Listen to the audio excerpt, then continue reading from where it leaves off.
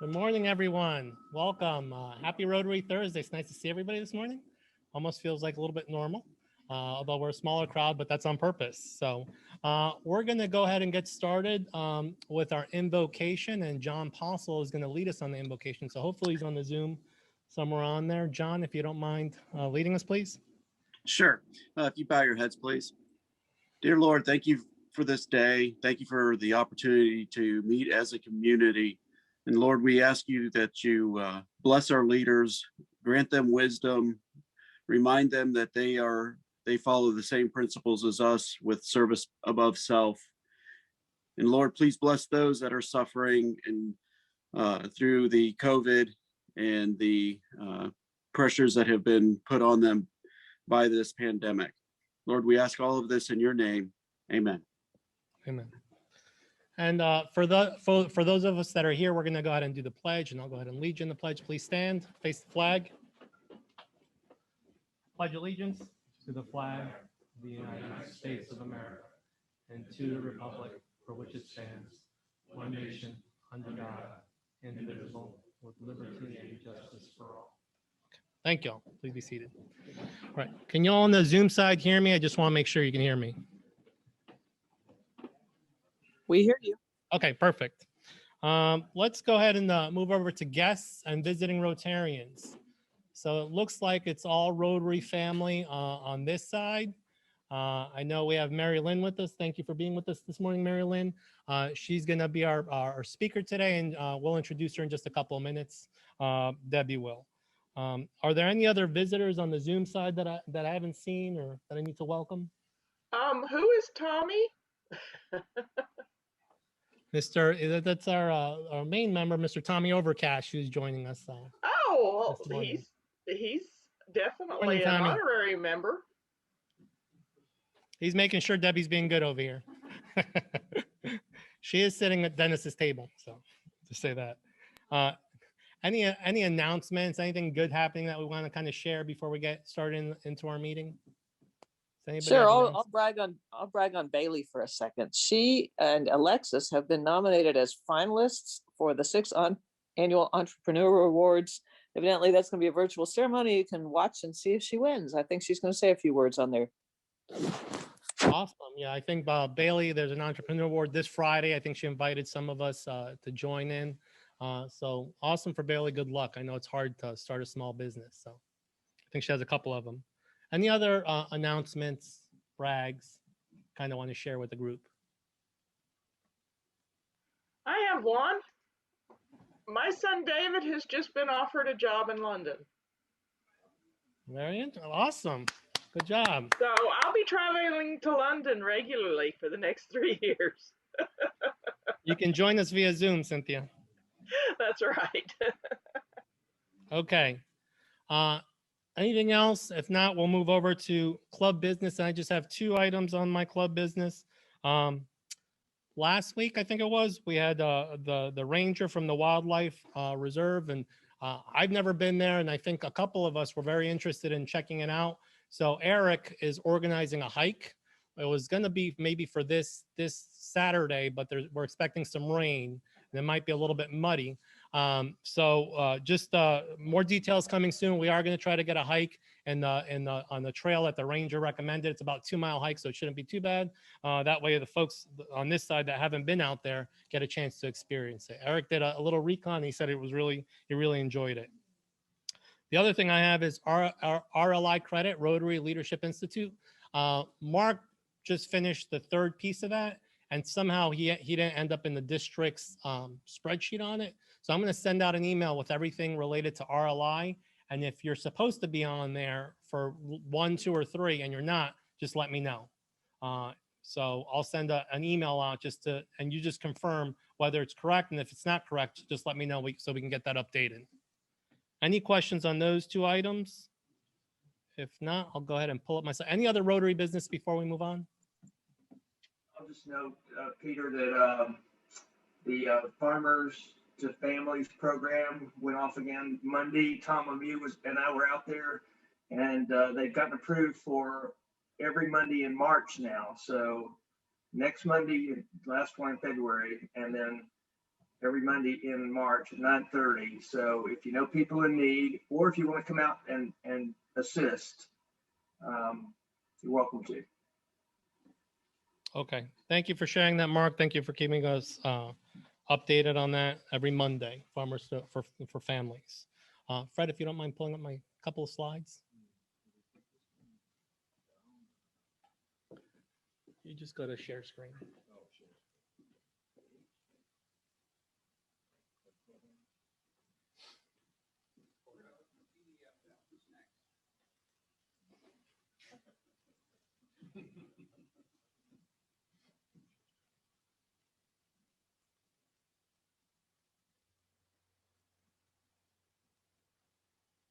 Bear with me.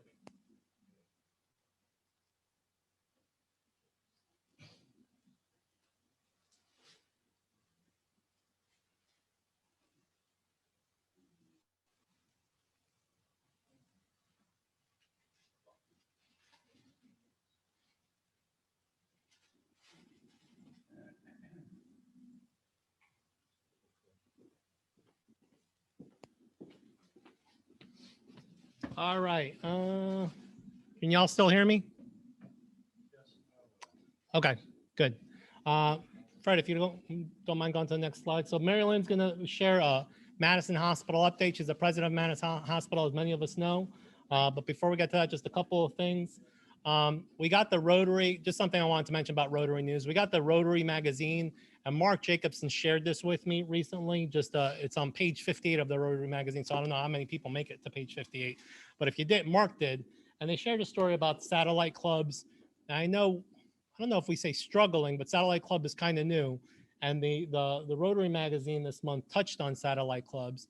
And the original intention, these started in 2013 as a way to grow more clubs, become independent. And what they're seeing now is a lot of these clubs aren't becoming independent. What they are becoming is a great tool to increase membership for the sponsor club.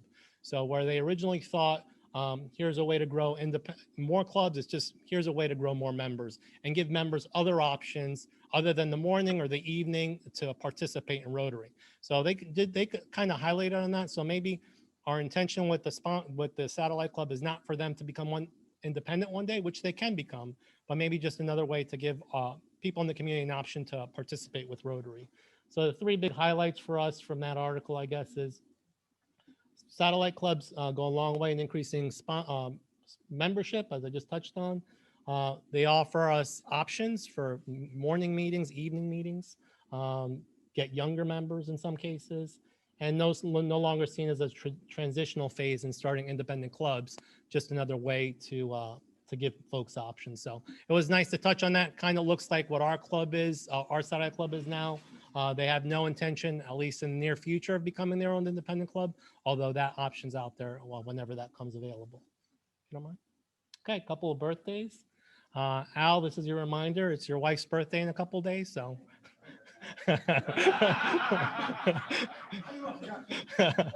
March 3rd. Happy birthday to Joyce, for Mr. Al Turner. A couple of anniversaries. John, time flies when you're having fun. It's been is it tomorrow? It'll be a year that you've been in Rotary. So John's a great Rotarian so far. He's going to be our treasurer in Chris's year. So he's certainly taken a leadership role in Rotary. So thank you, John. Happy anniversary. Taryn Thorpe has been with us 10 years now. So since March 1st, and Morris has been with us 9 years. So happy anniversary to those members. And just what it's going to look like in the next couple of weeks. Of course, we have Madison Hospital today, Sunset Club meeting on the 2nd, and Madison Utilities on the 4th. The River of Hope cleanup is on March 6th. We're just going to clean that up a little bit, maybe try to get the rocks a little bit more secure. Board of Directors meeting on March 9th. The ATF Center will be here. Mr. Underwood, I'll be here on March 11th to give an update on the ATF Center. And then no meeting, I think that's spring break, no meeting on March 16th for the sunset, and no meeting for us on March 18th for the sunrise. So with that, Fred, if you don't mind stopping the share, I'm going to ask Debbie to come up here so she can introduce Miss Mary Lynne Wright. Debbie.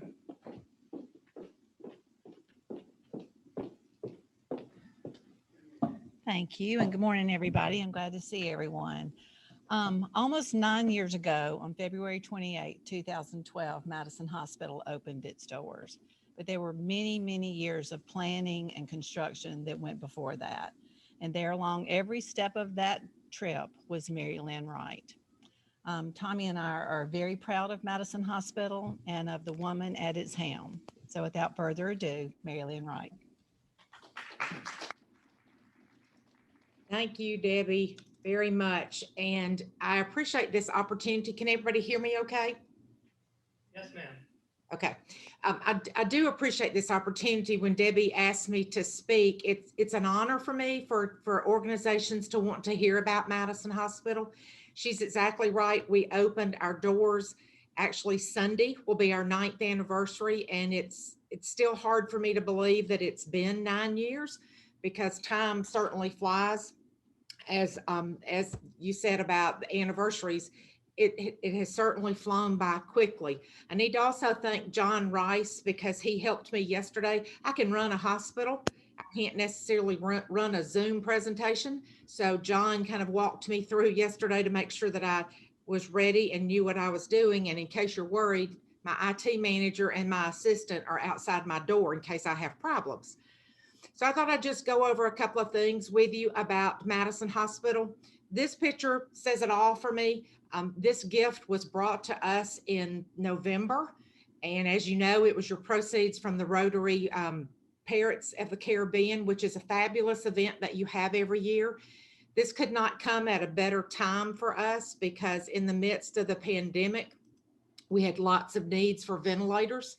And you helped us purchase a mobile ventilator for patients. And believe it or not, that is a ventilator. That little device right there is a ventilator. And it has changed a lot since the beginning of hospital days. But that small little device can breathe for a patient and help them. And we have used lots of them in the past year. So thank you very much for that. It was certainly appreciated. And here's two of my favorite Rotarians, Carrie and John Allen, and this is at Parrots. So just wanted to put that in there and say thank you very much for what you've done. I thought I'd go over just a little bit of who we are and what we do.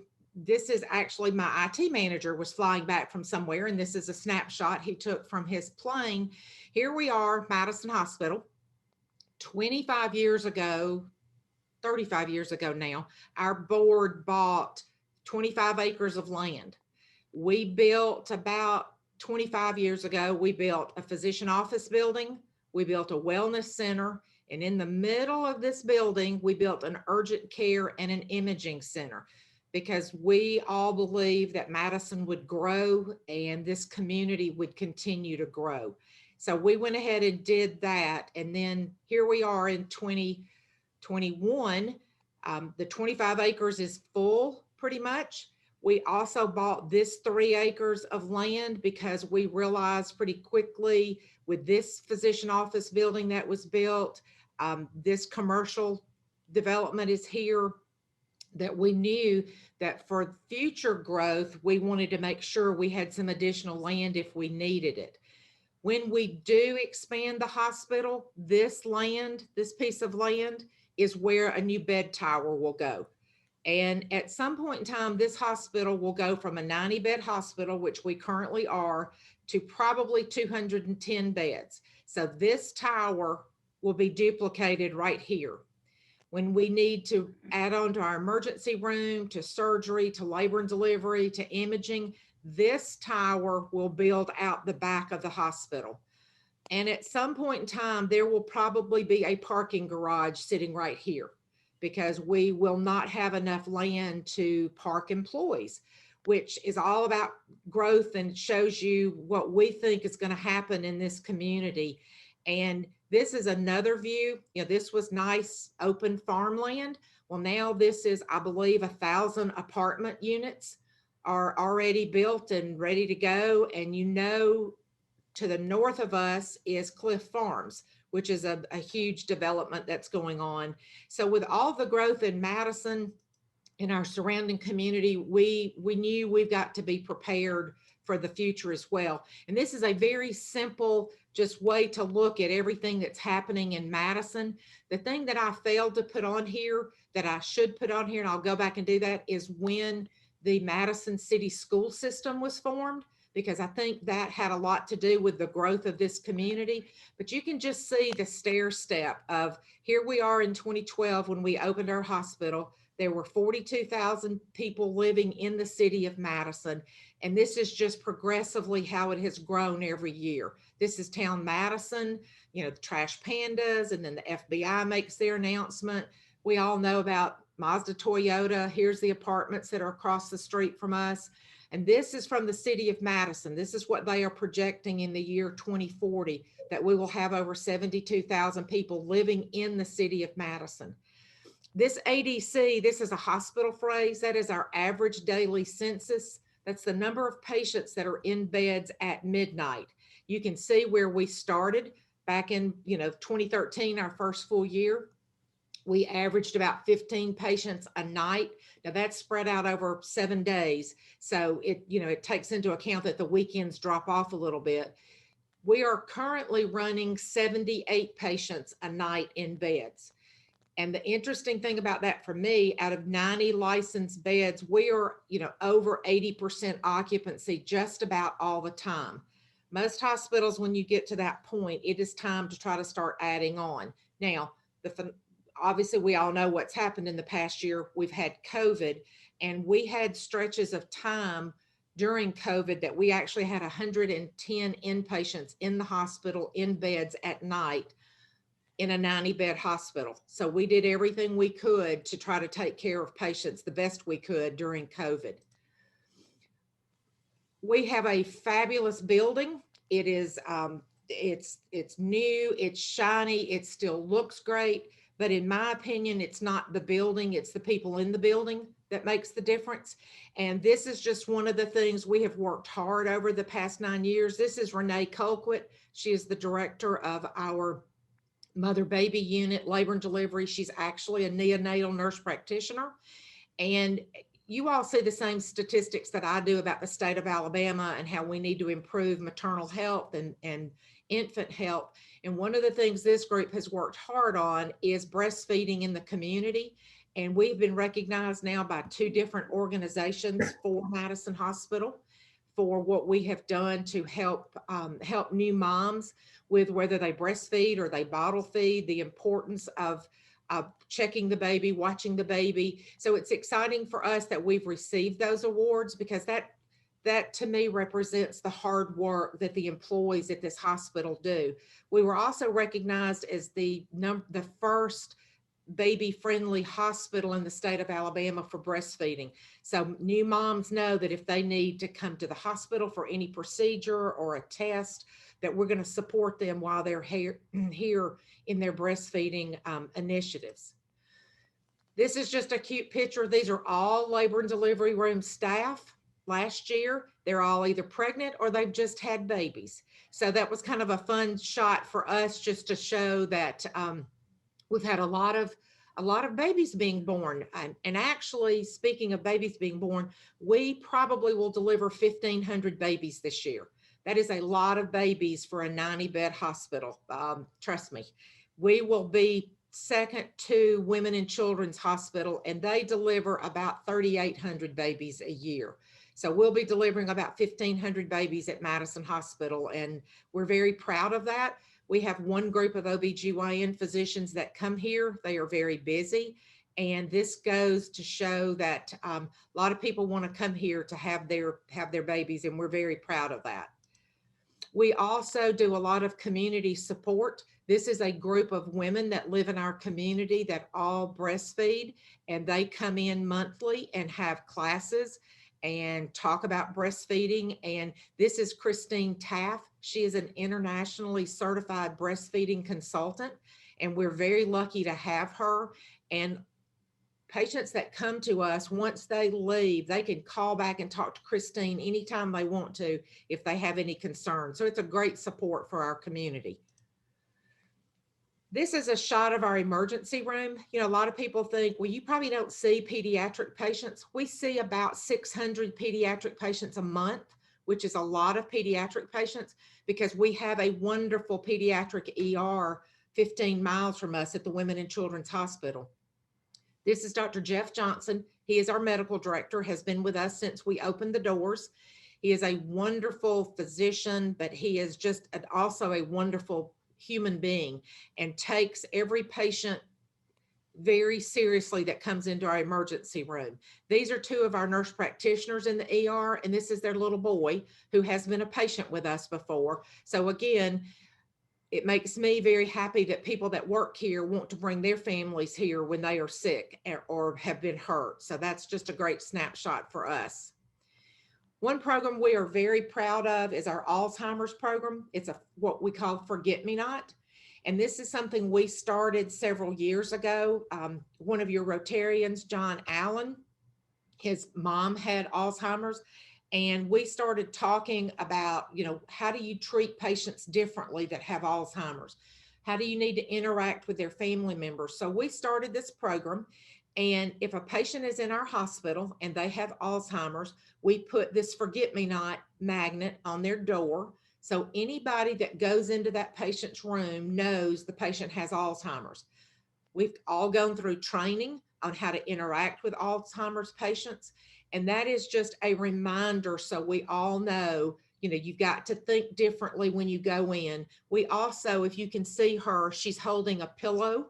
It's a pillow that the fabric is forget-me-nots. People that have Alzheimer's like to have things that they can hold on to and touch. So we give them a pillow. And again, every employee in this hospital that interacts with patients has been through specialized training. This is not something we get paid for. This is something that we felt was important for our community and important for family members as well, because it's very frustrating if you have an Alzheimer's patient and a nurse comes in and they're trying to get information out of a patient regarding let's say their medications. We have to know how to ask the questions, and we have to know how to interact with the families. So that's important for us to do that. This is a shot. This is Juanita Florio. She's one of our volunteers. And we have a wonderful group of volunteers at this hospital, probably 120 now. Obviously, during COVID, they have not been able to be with us. But every Christmas Day, Juanita, her son, and her husband prepare food for our employees. And they come in, they set our cafe up, and they do this out of the goodness of their heart because they want to give back. And that's one of the things for me, this community has embraced this hospital. They come in and they help us. And I just wanted you to see Juanita and what a wonderful smiling face she has. And she is just a joy to work with. And we're blessed to have her. Then we get to the high tech. Everybody knows that hospitals are high tech, but like I said, it's just as important that we have high touch, in my opinion. But this is one of our new operating rooms. When we opened the door at this hospital 9 years ago, we had 5 operating rooms and we had 2 endoscopy rooms, all in the same area. We quickly learned we didn't have enough ORs and we didn't have enough endoscopy rooms. So we built an endoscopy center over in the Triad building. So all of our endoscopy patients go to that area now for endoscopy procedures. We took the 2 current rooms and renovated them into 2 new operating rooms. What you see on the slide is about $1.5 million to build out. And I have to be honest with you, I sit and ask myself, why is it so expensive? Well, it just is. Everything is expensive in a hospital. But we did a couple of things different in these 2 rooms. If you can tell, these rooms, the walls are actually stainless steel. So when you go in to clean an operating room, cleaning stainless steel is much easier than cleaning a traditional wall. They also don't get torn up.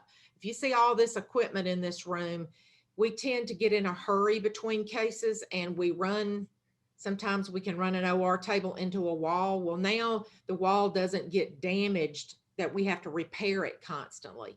This is Dr. John Greco, one of our orthopedic surgeons, and his assistant, Jeff Bergstresser.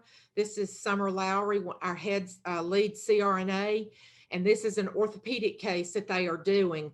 And the interesting thing about this, from when I worked in the operating room, a lot of this technology now comes out of the ceiling. It's not sitting on the floor. It comes out of the ceiling. These are screens they are looking at because they're doing an arthroscopic knee case. So it's just interesting to me always that we need to continue to grow, but the technology is just growing right along with us as faster sometimes than I can keep up with. This is also one of our newest MRIs, our magnet. Couple of things here. We recently, in fact, last year with our proceeds from Party in the Park, we purchased an anesthesia system that is MRI compatible. That is a giant magnet. So anything that goes in this room, nothing can be metallic because it will literally get sucked into the bore of this magnet. So you can't have a bobby pin, you can't have a clipboard, nothing can go in this room. Everything, this wheelchair is a special MRI wheelchair. This anesthesia machine is specially built, so it will not have any pull towards the magnet. That was about $90,000, but the reason we wanted to purchase this system is for patients that have claustrophobia and cannot handle being in that very small bore of the magnet. We can give them conscious sedation so they can have their MRI in a very comfortable setting. So that was a great addition for us to have for the hospital. This is a shot of our healing garden in our backyard, and I'm looking forward to it looking like this again. I think we're all ready for spring. But the exciting thing for me, and the reason I wanted to put this in here, is we have just talked with Bailey about becoming part of the butterfly habitat that I believe Rotary is working on as well. And we are going to work with Bailey and plant more things in our healing garden that will attract monarch butterflies, which is exciting about this because you can't see the patio. There's a patio right here. We have a lot of employees that go out there during the day when they just need a break. They need to clear their minds. We have patients that can walk out here, our visitors. It's a beautiful healing garden that when this hospital was built, this was all done with donated funds. And it's a really nice environment. So if you just need a pretty place to go, please don't hesitate to come to the hospital. We have a labyrinth, and it's a nice path to walk. So please come enjoy that with us. Now I'm going to talk a little bit about COVID and the past year. And these dates won't mean probably anything to any of you, but to me, they do. March 17th was the day we admitted our first COVID patient last year. And March 25th is the day he died. And he was the first patient in North Alabama to be admitted. And he was the first patient in our hospital system to pass away from this horrible, horrible pandemic.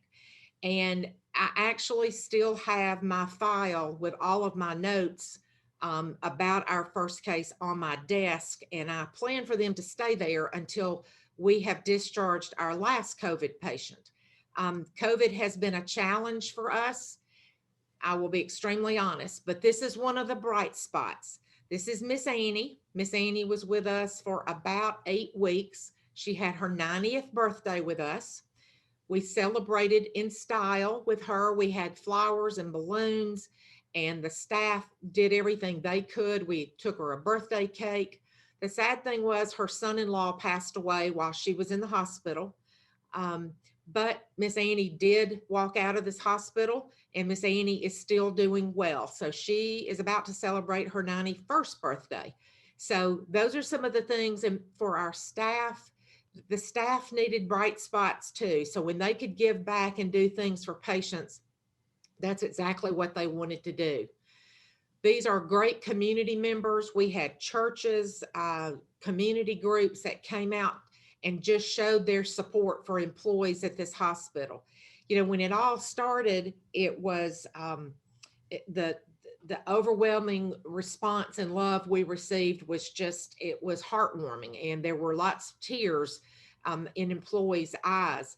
And as the pandemic drug on, it became a little more difficult for staff to stay motivated and happy.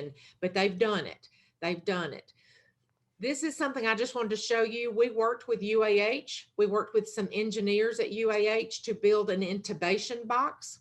So if we have a patient with COVID, you know it's airborne. This is actually an acrylic box that we would put over the patient. The arms of the person that's intubating the patient go through here. The patient's head would be here.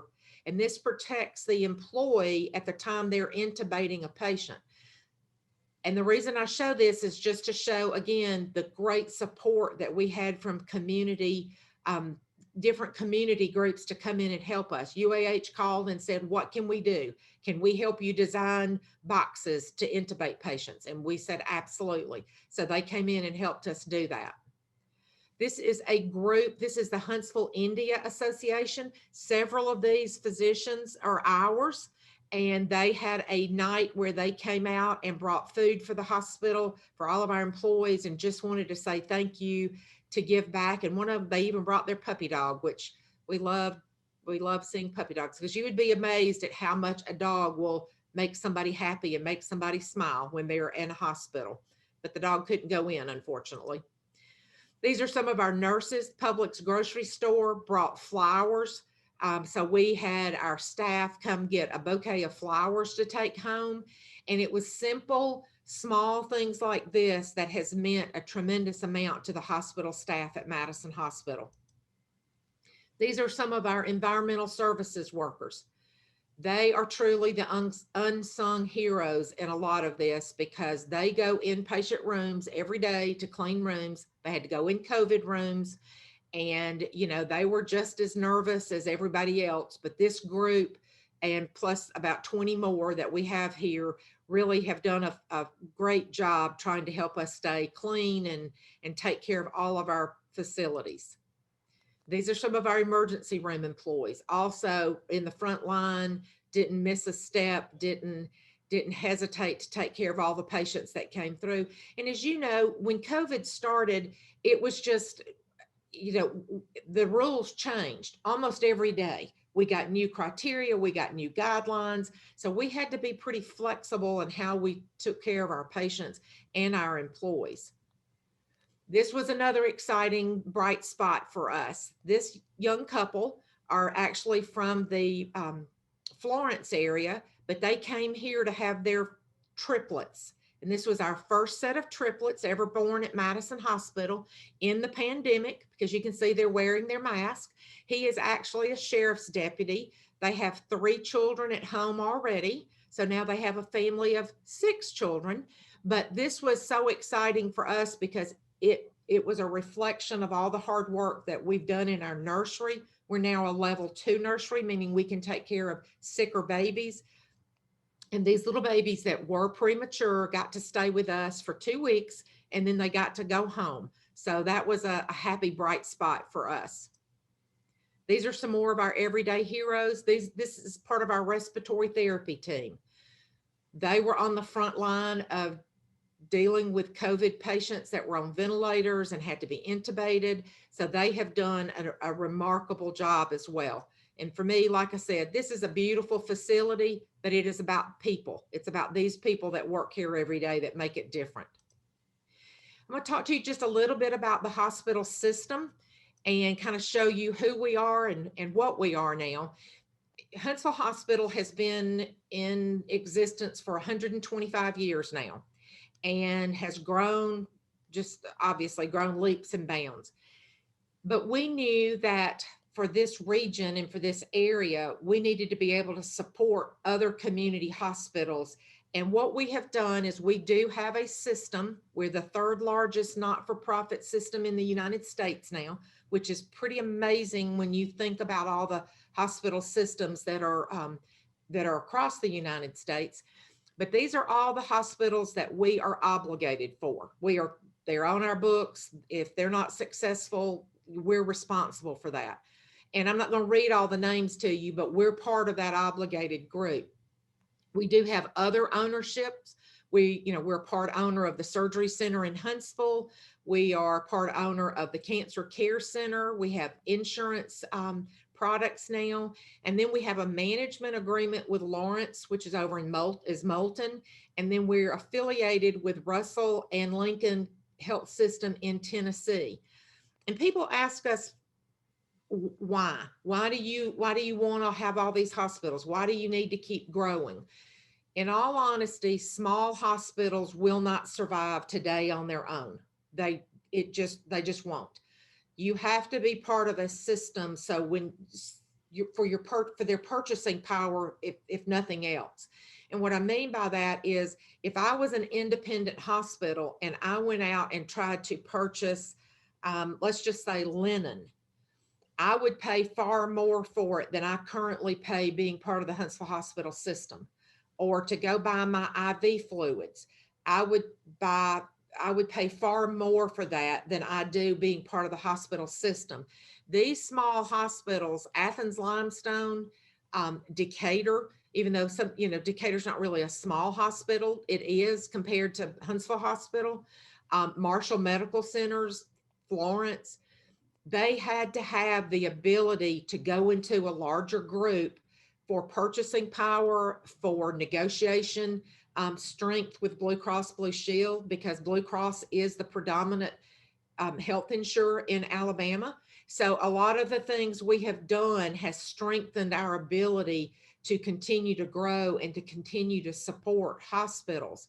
When we purchased Athens and went into this relationship with Athens, just the savings for their purchasing of their supplies gave them a positive bottom line for the first time in years, because it's just expensive. Everything we purchase, as you all know, hospitals are expensive, but this is what has helped us continue to grow. And people ask me, well, what's next? Where are you going next? What hospital's next? And I truly don't know, but I can tell you hospitals call us pretty frequently asking, can we be a part of this? Can we be part of Huntsville Hospital? Because we've been very successful. And having said that, I think everybody's probably seen the news that David Spillers, our CEO, announced his retirement this week. David's been with us for 15 years, has done a great job. The man has vision, and this is part of his vision, is this system that we are now part of. David always said he would retire young. He is actually younger than I am, which I consider very young, because I'm 63. David's younger than I am. So I'm very happy for him. He's done a great job for this system. And I'm also very happy that Jeff Sams, our current COO, will move into the CEO role and will do a great job as well. So I think we've got strong leadership, and we don't intend to miss a beat going forward. These are just snapshots of all of our hospitals, so you can kind of see we are everywhere, it feels like. We've got about 15,000 employees now in our system and 2,200 licensed beds, and that is a lot of hospital beds, but it's not going to be enough. Madison Hospital, most likely within the next 5 years, will start adding on. Athens Limestone needs extra beds. There's just lots going on. And, the thing that's so different, when I started off in healthcare as a nurse, and some of you may remember this, you'd come to the hospital for a week for a physical. Well, now patients are extremely sick in a hospital. You don't come in just for, you don't stay a week for a gallbladder operation, and you don't stay a week for an appendectomy. You're in and out. And, it shows the advancements in healthcare, but it just also shows you that patients are sicker, and we have to be prepared for that. And we have to be prepared to take care of them. This is just a map, all of our little HH dots. That's where we are, from Boaz up into Fayetteville, Tennessee, all the way to Red Bay. And if you don't know where Red Bay is, it is literally on the Mississippi-Alabama state lines, and it is known for Tiffin motorhomes. That's where Tiffin motorhomes are built, in case you didn't know that, because I did not know that when we first went into an affiliation with them. You may have seen this urgent care center is on Hughes Road. And we did go into an agreement with an urgent care system to place urgent cares throughout the community, because we feel it's important for people to have quick access to health care. And with that, this is one of our programs, Be Safe, Be Kind, Be Caring. It's not all about technology. It is about how you take care of patients. And with that, I know it's about 5 till, and I want to stop in case anybody has questions for me, because I know you finish at 8 o'clock.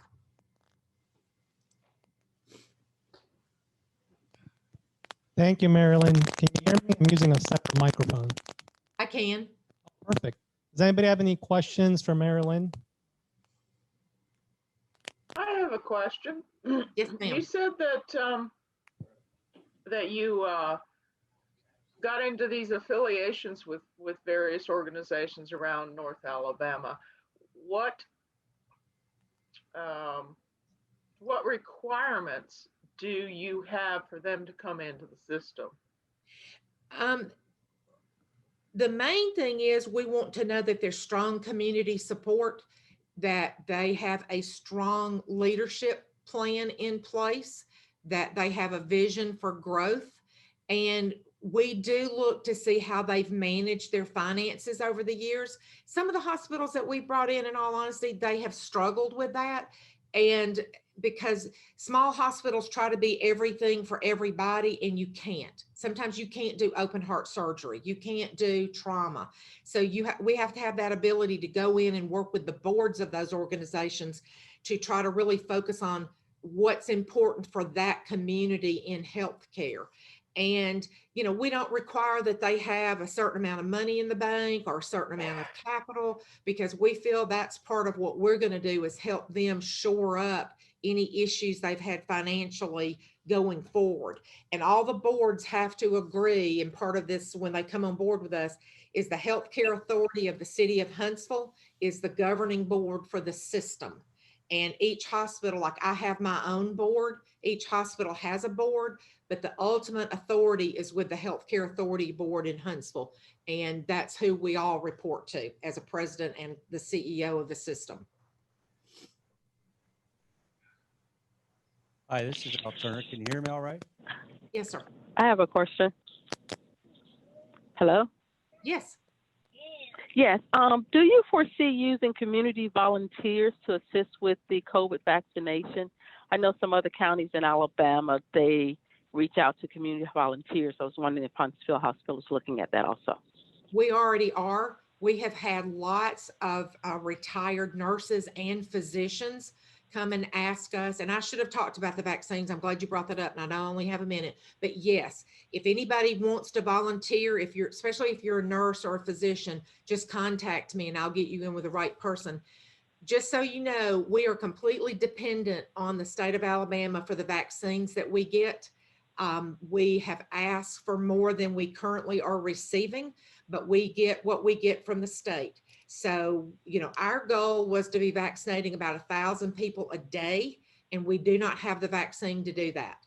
In fact, we will not be scheduling new appointments until the middle of March because we are out of vaccine. Because you get your first shot 3 weeks later, you have to have your second shot. We felt it was important. We have to maintain that second shot, but we are not getting enough new vaccine every week to take care of the 45,000 people that are on the list right now for appointments. That's how many people are waiting to get their shots. We do not have enough vaccine to do that. We get about 1,000 new shots a week, and that's it. So we cannot keep up with the demand until we get more vaccine coming in from the state. So if you have not had your vaccine, get your name on every list you possibly can. Walmart, Sam's, any drugstores you hear about, the health departments. You can go into any other county. You can even go into Tennessee to put your name on a list, because this is a federal program, and you cannot be denied access to a shot in Tennessee just because you live in Alabama. But I wish I could tell you we're going to start vaccinating again soon, and I cannot. I think we have time for one more question. Never mind, Mary Lynne, you answered it. So, okay. Peter, can I throw something in just real quick? I just want to say what a pleasure it was to work with Mary Lynne as we started planning the parrots. And, you know, I just want to say planning that parrots was probably one of the most difficult things we did as a club. the decision was really, I initiated it obviously under my year, but Peter and I worked very closely together with John to do that. And I'll have to say, I know there was some concerns on the part of the club that were very valid concerns because of doing this in the pandemic. But I just have to say, Providence was on our side. The ventilator, I think, couldn't have come at a better time for the community's needs. And I just want to thank the club for rallying like they did. I want to thank Mary Lynne for her leadership. I think we're very blessed to have that hospital, to have her in that leadership position. And anyway, I just wanted to say thanks. No question here. But thank you all so much for that. It meant the world to us. Thank you, Larry. You took the words right out of my mouth. Thank you, Mary Lynne, for being with us today. Thank you for your awesome presentation. I just love how you always turn everything into the people you work with. When we gave the donation, you brought out the nurses that were going to be using the machine, put it on the people. And this morning's presentation was a little bit of the same, focusing on the people. So I just love it when you present. Thank you, Mary Lynne. With that, is there anything else before we close with the four-way test? Okay, we're going to go ahead and stand for the four-way test. First, or of the things we think, say, or do. First. Is it the truth? Second. Is it fair to all concerned? Third. Will it build goodwill? And fourth. Will it be beneficial to all concerned? Okay, thank you all. Have a great Thursday. Thank you again, Mary Lynne. Thank you.